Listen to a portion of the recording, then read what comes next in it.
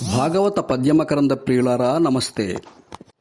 శ్రీహరినామమును తలుపక ఏ విధమైన పుణ్యకార్యాలు చేయక ఇంద్రియలోలుడైన వాని పరిస్థితులను తెలిపే సందర్భంలో శుకమహర్షి ఈ విధంగా అంటున్నాడు.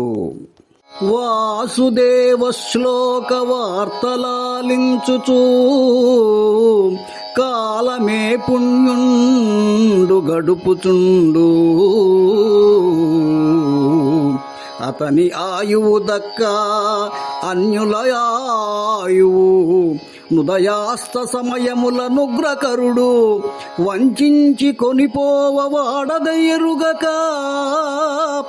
జీవింతు పెక్కేండ్లు సిద్ధమనుచు నంగనా పుత్ర గేహారామ విత్తాది సంసార హేతుక సంగ సుఖముదగిలి వర్తింప కాలంబు తరియరింగి దండధర కింకరులు వచ్చి తాడనములు చేసి కొనిపోవా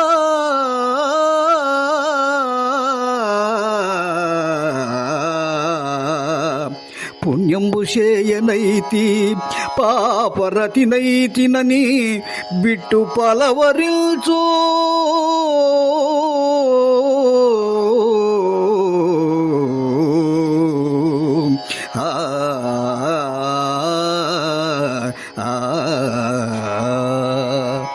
భాగవత సారాంశమంతా ఈ పద్యంలో ఇమిడ్చాడు పోతన.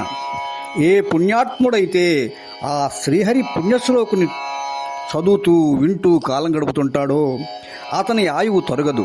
అలా కాకుండా హరివిరహితులైన వారి ఆయుస్సును సూర్యుడు ఉదయించేటప్పుడు అస్తమించేటప్పుడు హరిస్తుంటాడు. అది తెలియని జీవుడు పామరుడై భార్య, పిల్లలు, ఇల్లు, పొలాలు, ధనం మొదలగు వానితో సుఖాలను అనుభవిస్తూ నాకు మరణం లేదు, ఎంతో కాలం జీవిస్తాను అంటూ ఇంద్రియ సుఖాలను అనుభవించడంలో నిమగ్నం అయిపోతాడు. ఆయువు చెల్లిపోగానే యమకింకరులు వచ్చి పట్టుకొని కొట్టుకుంటూ వాడిని యమలోకానికి తీసుకొని పోతారు.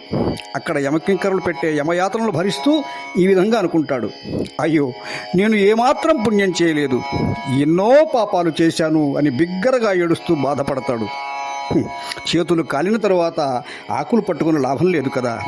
కాబట్టి వివేకి అయిన వారు ఈ జన్మలోనే భగవంతునిపై భక్తిని కలిగి ఉండాలి.